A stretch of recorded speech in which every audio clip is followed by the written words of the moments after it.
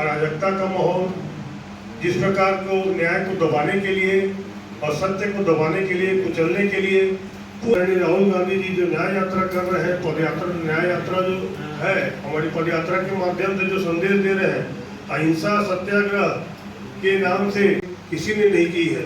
सत्ता में बैठते ही भाजपा की मोदी सरकार जिस प्रकार से अपने कार्यों को पावर का दुरुपयोग करते हुए अंजाम दे रही है, इसको पूरा देश देख रहा है।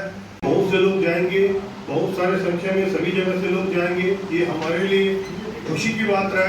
36 किलोमीटर की ये यात्रा छत्तीसगढ़ में रहेगी। प्रदेश कांग्रेस कमेटी ने वहाँ पर सभी व्यवस्था की।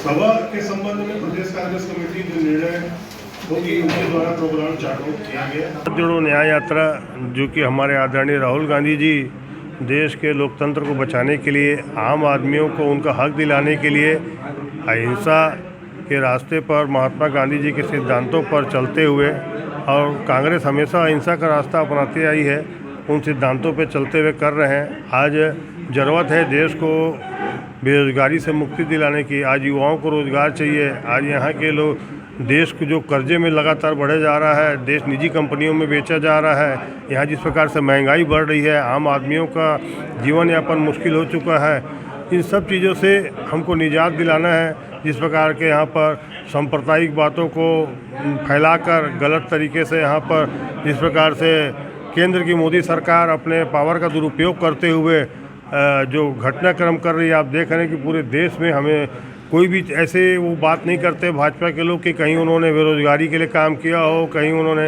रोज़गार दिलाने की बात कही हो, या कहीं उन्होंने महंगाई को लोगों को कम करने के लिए लोगों को सुविधा देने की बात की हो।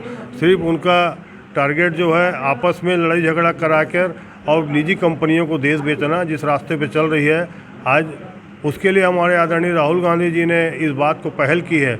और उसी के लिए ये न्याय जो पदयात्रा चल रही है कि वो अहिंसा के रास्ते पर चलकर और ये संदेश दे रहे हैं कि लोगों को, जनता को, कि हम आपके साथ हैं, और उनके साथ साथ में ये भी संदेश दे रहे हैं कि हम इसको न्याय को दिला के रहेंगे, मोदी सरकार चाहे कुछ भी कर ले। छत्तीसगढ़ में कितना किलोमीटर सफर तय होगा, कितने दिन यात्रा रहेगी?